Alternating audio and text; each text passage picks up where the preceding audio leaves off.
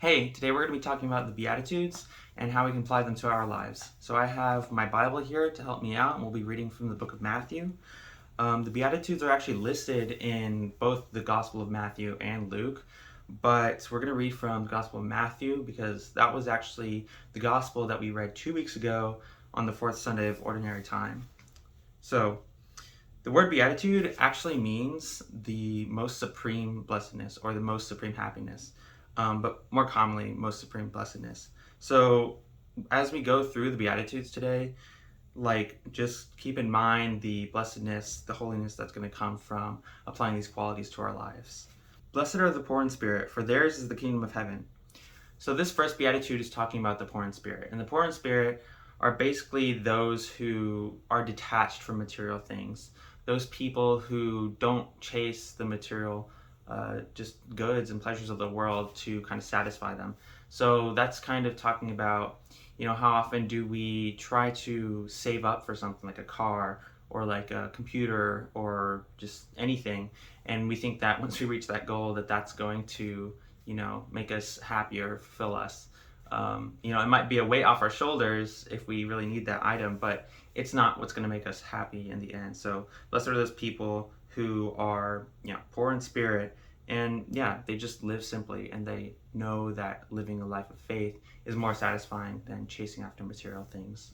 Okay, secondly, we have blessed are those who mourn, for they shall be comforted. So for those who mourn, this is also another confusing one. So it's not talking about literally like those who are sad all the time, those who mourn. It's talking about those who are mourning with other people for the sake of other people. So in other words, those who are compassionate. So that's basically what that means. It's talking about compassion, it's talking about empathy. So if you're empathetic to others or compassionate to others, that's what this beatitude is talking about. And like, how often do we find ourselves not necessarily caring about others when maybe we should be paying a little more attention to maybe our friends or family members and hardships that they're going through? Do we get sucked up in our lives and how busy we are when there are other people that are dealing with more hardships than we are? So that's what this second beatitude is talking about. Thirdly, we have blessed are the meek, for they shall inherit the earth.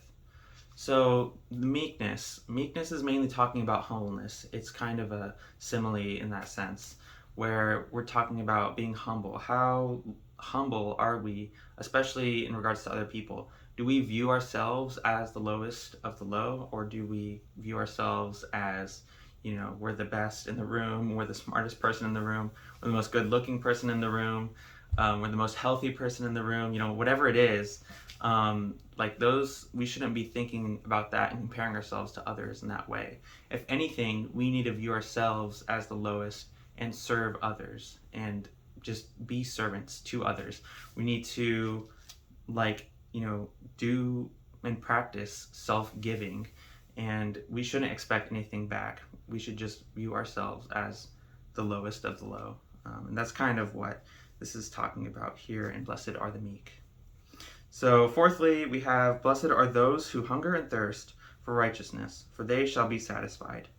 Okay, so what does righteousness mean? Righteousness is talking about justice. That's pretty much what it is. Those who hunger and thirst for justice are obviously, good-hearted people. You want justice to be served, in the system of law, but also just in everyday life. You want justice to prevail. You don't want to, be corrupt or, lie or cheat or do anything that's unjust. So that's basically what those who hunger and thirst for justice are. Then we have, blessed are the merciful, for they shall obtain mercy. So this one's fairly simple, fairly straightforward, but it's a lot more important than it seems. It's talking about, forgiveness. Forgiveness is like what we say in the Lord's Prayer. Forgive us our trespasses as we forgive those who trespass against us. That is so important because we can't hold grudges against other people, because if someone does us wrong, is unjust towards us, or just disregards us, or whatever it may be, if we're not merciful towards them and we just kind of hold a grudge against them, cut them out of our lives, that's a whole person that we're not sharing the Lord's light with. But if we can find it in our hearts to show them mercy, show them forgiveness, then the Lord will do the same for us. So that's just something to remember. Next is, blessed are the pure in heart, for they shall see God. So when we're talking about purity, a lot of times we might be talking about innocence, but we're also talking about those who aren't cynical, those who just have pure intentions and aren't doing anything based on ulterior motives. So that may be us in our lives, when we're helping somebody out. Are we helping a friend because we really are friends with them, or are we helping them because we're trying to, ask for a favor later in the future or expect something back in return from them? We shouldn't be expecting anything back from them. This is just like, pure intentions. You're helping for the sake of helping. And this kind of ties back really to those who are meek, to the third beatitude, because we should just be, perceive ourselves as lowly and do things for others and act as servants to others without expecting anything back in return. So that's kind of purity. So seventh, we have, blessed are the peacemakers, for they shall be called sons of God.